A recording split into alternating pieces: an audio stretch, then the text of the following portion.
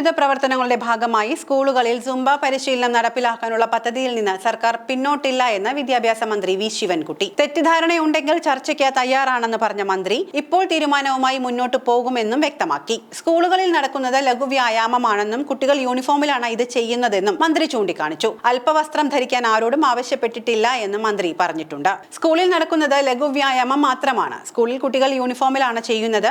വിദ്യാഭ്യാസ അവകാശ നിയമപ്രകാരം സർക്കാർ നിർദ്ദേശിക്കുന്ന പഠന പ്രക്രിയകൾക്ക് കുട്ടികൾ നിർബന്ധമായും പങ്കെടുക്കണം. രക്ഷിതാവിന് അതിൽ ചോയ്സ് ഇല്ല. കോണ്ടെക്സ്റ്റ് റൂൾസ് പ്രകാരം സ്കൂൾ നിർദ്ദേശിക്കുന്ന കാര്യങ്ങൾ ചെയ്യാൻ അധ്യാപകർക്ക് ബാധ്യതയുണ്ട്.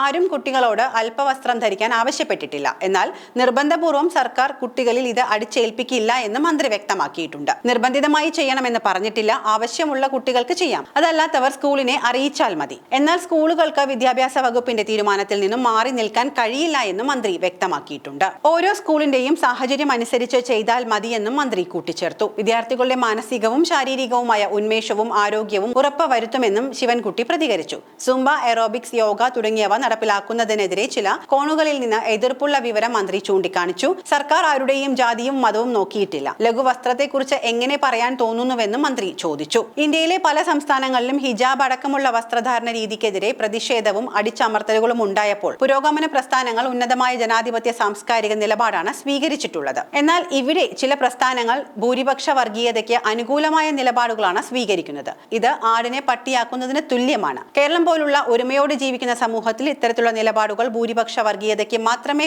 നൽകുവെന്നും മന്ത്രി വ്യക്തമാക്കി. ആരോഗ്യ കായിക സംബന്ധമായ കായികക്ഷമതാ ഘടനകളിൽ പ്രധാനപ്പെട്ട ഹൃദയ ശ്വസന ക്ഷമത വർദ്ധിപ്പിക്കാൻ അഭ്യസിപ്പിക്കുന്ന പ്രവർത്തനങ്ങളാണ് നടത്തം, ജോഗിംഗ്, റണ്ണിംഗ്, നീന്തൽ, സൈക്ലിംഗ്, ഡാൻസിംഗ് തുടങ്ങിയവയുള്ള പ്രവർത്തനങ്ങളെന്ന് മന്ത്രി ചൂണ്ടിക്കാണിച്ചു. ഈ ഡാൻസ് ഇനത്തിൽപ്പെട്ടവയാണ് aerobic dance, Zumba dance, free style dance തുടങ്ങിയവ. ഹൃദയ ശ്വസന ക്ഷമത മെച്ചപ്പെടുത്തുന്ന ഒരു പ്രവർത്തനമെന്ന നിലയിൽ ഇത്തരം നൃത്തരീതികൾ വ്യക്തികളുടെ ശാരീരികവും മാനസികവും സാമൂഹികവുമായ ക്ഷേമത്തിന് ഫലപ്രദമായ ഗുണങ്ങൾ സംഭാവന ചെയ്യുന്നു. സംഗീതത്തിന്റെ സഹായത്തോടുകൂടി ദീർഘനേരം നിൽക്കുന്ന പ്രവർത്തനമായതിനാൽ ഹൃദയമിടിപ്പ് ഉയരുകയും പമ്പിംഗ് നടക്കുകയും ചെയ്യുന്നു. സ്ഥിരമായ പ്രവർത്തനം ഹൃദയപേശികളെ ശക്തിപ്പെടുത്തുകയും മൊത്തത്തിലുള്ള പ്രവർത്തനം മെച്ചപ്പെടുത്തുകയും ചെയ്യും. നൃത്തത്തിലെ താളാത്മകവും തുടർച്ചയായതുമായ ചലനങ്ങൾ ശരീരത്തിലുടനീളം രക്തപ്രവാഹത്തെ ഉത്തേജിപ്പിക്കുകയും കൂടുതൽ ഓക്സിജനും പോഷകങ്ങളും ശരീരത്തിന്റെ എല്ലാ അവയവങ്ങളിലേക്കും കോശങ്ങളിലേക്കും എത്തിച്ചേരുകയും ചെയ്യുന്നു. ഇത് ഹൃദയോൽപാദനം ഉൾപ്പെടെയുള്ള പ്രയാസങ്ങൾ ഒഴിവാക്കാനും രക്തസമ്മർദ്ദം കുറയ്ക്കാനും സഹായകമാകുന്നു. ആയതിനാൽ ഹൃദയ ശ്വസനക്ഷമത വർദ്ധിപ്പിക്കുന്നതിന് വേണ്ടി വിവിധ തരത്തിലുള്ള ഡാൻസുകൾ ഉൾപ്പെടെയുള്ള ദീർഘനേരം നീണ്ടുനിൽക്കുന്ന കായിക പ്രവർത്തനങ്ങളിൽ സ്ഥിരമായി ഏർപ്പെടുന്നത് ഏറെ നല്ലതാണ് എന്നും മന്ത്രി ചൂണ്ടിക്കാട്ടിയിട്ടുണ്ട്.